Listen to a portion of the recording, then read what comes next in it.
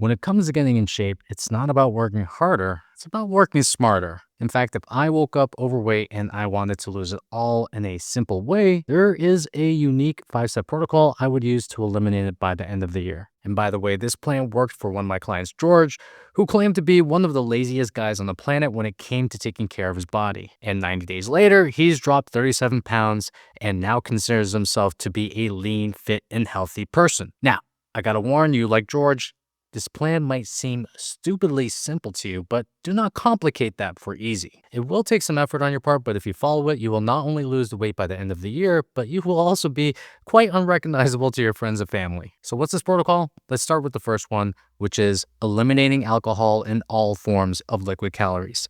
One of the simplest ways to lose weight is actually to focus on elimination before addition. And one of the first things to eliminate is alcohol. Now, I talked about it in this previous video over here, but when you drink alcohol, you're not just adding extra calories, you're adding negative calories because your body prioritizes burning them off first before anything else. And that's not even mentioning the mood and energy swings you're going to feel, and also the increase of appetite you're going to feel the next day. Now, eliminating liquid calories is literally just getting rid of the unnecessary fluff. It has been shown that the average adult human can remove 300 to 500 calories by skipping sweetened beverages and alcohol. So let's do the math. If the average person cuts a daily can of soda and 1 glass of wine a day for an entire month, he saves 8,250 calories, which is equal to over 2 pounds of body fat per month.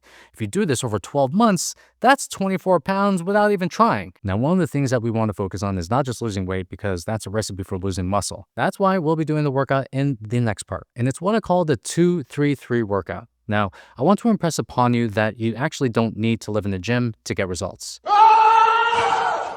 In fact, you only need about 90 minutes a week, which is around 30 minutes per session. And I used to be one of those guys that spent hours inside the gym thinking that will lead to more results. And something that I realized as I got older is that I actually respond better to less volume, and this helps me improve the quality of my intensity inside of my workouts. So what is the 2-3-3 workout? Well, it's 2 sets per exercise, 3 minutes of rest, 3 days a week. And I have to tell you, I've been doing this for the past 8 months and it has literally cut my workout time in half. Now, we start with doing a workout like this. The focus will be on full body workouts, which will allow us to hit up your main muscles at least twice per week. And I personally find that when I keep my volume down to around 2 sets per week with around 5 to 8 reps per exercise, this leaves me fresh every single day. And the reason I use 5 to 8 reps as a range is because it allows us to know when to progress and when to hold back. Now, I'll use an example. Let's just say you're doing a machine press and you find yourself hitting 8 reps and being able to do more. I use this as a signal that I should be increasing the weight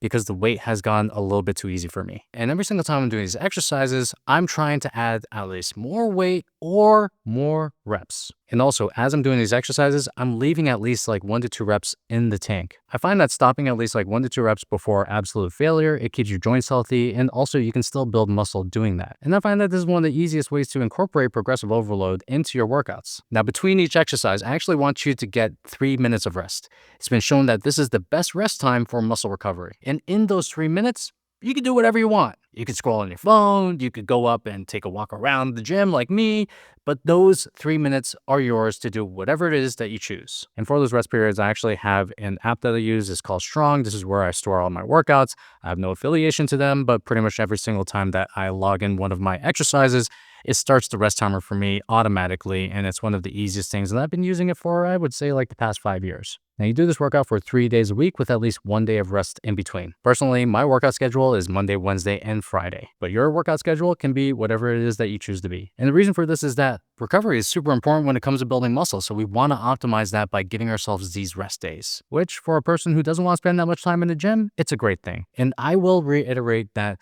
when you do this the right way, you're timing your rest periods, you're doing these exercises, it doesn't take you more than 30 minutes to get in and out of the gym. Now, the next part is where a lot of people get stuck, but let me simplify it for you. And it's what I call mindless movement. Now, I want to start this off with the harsh truth that it's just not enough to work out in the gym. I would argue that the movement that you get outside the gym is just as important, if not more. But here's the problem.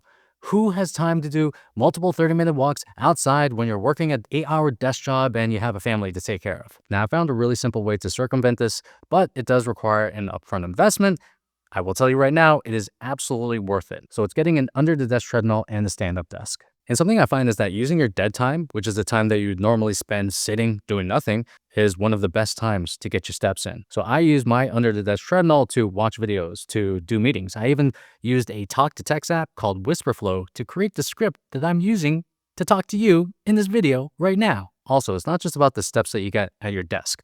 I like to incorporate these other mindless moves, simple things like taking the stairs instead of the elevator or parking your car just a little bit farther. And low-key, one of the best ways to get more steps in is at the gym. When you're getting those 3-minute rest periods I talked about in the workout section, instead of just sitting on your butt, go walk around, talk to people, have a conversation. When you do this, it's going to be one of the best ways to improve your recovery as well. Now, while strength training and movement are crucial to losing the weight and keeping it off and also maintaining muscle, you will not be able to do any of that unless you get your nutrition dialed in. So when it comes to our nutrition, we want to focus on the FTQ protocol. So most diets are confusing, restrictive, and conflicting. And honestly, most of them are designed to fail. So instead of just like following a diet, just focus on this simple term, FTQ. And it stands for frequency, timing, and quality. When it comes to frequency, you want to choose the right amount of meals that will help you stay full and energetic while you are losing weight. And for myself and my clients, I find that the best medium for that is 3 meals and 2 snacks. When it comes to timing, we want to align our meal schedule with our lifestyles.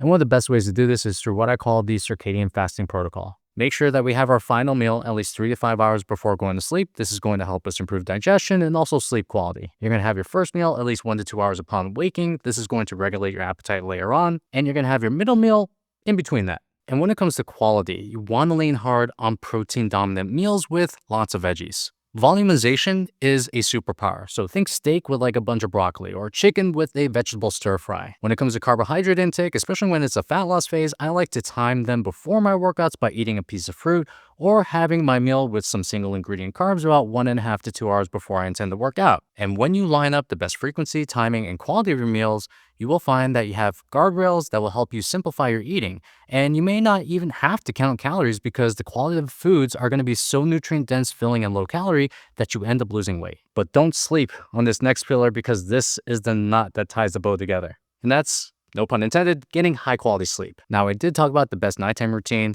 in this video over here, but I want to simplify this for you even further. So I was working with a client who found himself going to sleep at 1 to 2 a.m. every single night, and he said, Dan, I can't change this. I'm a night owl. This is how my body operates. And I disagreed with him because if there's something that I know about night owls is that most of them just really have shitty sleeping habits. So I got him to do one thing. When 6 p.m. hit, I told him, just put on a pair of blue light blockers. And he was skeptical, so I did what every good coach does. I actually bought it for him. I told him, do this for 2 weeks straight, and then let's have a chat. After the first 4 days, he was telling me that he was getting tired by 10 p.m. and he could barely keep his eyes open. Also, instead of waking up at 10 a.m. because he was sleeping so early, he found himself waking up at 6 a.m. And he came back to me, he's like, Dan, I'm waking up so early, I don't even know what to do with myself. And something you don't realize is that light exposure, especially blue light at night, is like poison for a great night of sleep. By dimming the lights at night and putting on a pair of blue light blockers when the sun goes down, you are blocking this toxic light from getting into your eyes. And this one change alone might be enough to get you to sleep on time. And yes, you can do all the stuff that I talked about in this nighttime routine that I have here in this video.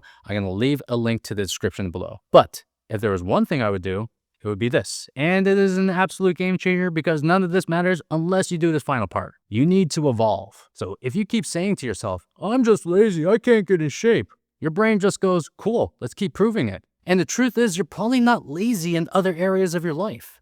You have just affirmed this about yourself when it comes to health and you started believing it. Instead, let's start changing the conversations you have with yourself. Don't say to yourself, I'm lazy. Say, I'm building consistency. I may not be perfect, but I'm doing it. Stop affirming a label on yourself, which inevitably puts a box on what you can accomplish. You might have these lazy tendencies, but you are not a lazy person. And how do I know this? I was that guy. If you don't know anything about me, I was a high school dropout who was headed absolutely nowhere. Out of everyone in my family, my parents kept on telling me, they were like, we are scared about you the most. And another thing my parents did, they kept telling me I was lazy. But the truth is, I wasn't lazy. I just didn't have a worthy goal to attach my brain to. I was also waiting for the right motivation to spur me into action. But something I realized later on in life is that action actually creates the motivation itself. So when you're looking at a process like this, the one thing I want you to commit to is just 3 words. Just show up. Commit yourself to doing it messy, to failing, to trying, to not even getting it right. Just keep showing up. And what happens when you just commit to showing up is that the more actions you take in favor of the person you want to become, the more you end up becoming that person. And the final thing I want to leave you with, which is my biggest realization about laziness, is the fact that it's a superpower. Something I know about people who have lazy tendencies is that they tend to be resourceful and to look at things in a different way. Instead of using brute force, it's way better to solve our problems with our brains. And when it comes to getting in shape, I'll tell you right now, it's not about working harder, it's actually about working smarter. And now you have a 5-step protocol to lose the weight in the laziest way by the end of the year. Do this for the next 90 days, and like George, you will be unrecognizable to your family and friends. In a good way, of course. Thanks for watching. And by the way, if you want the system we use to help our clients lose up to 15 pounds in 1 month, comment the word pounds below and I will send it to you for free. Thank you for watching. I'll see you on the next video.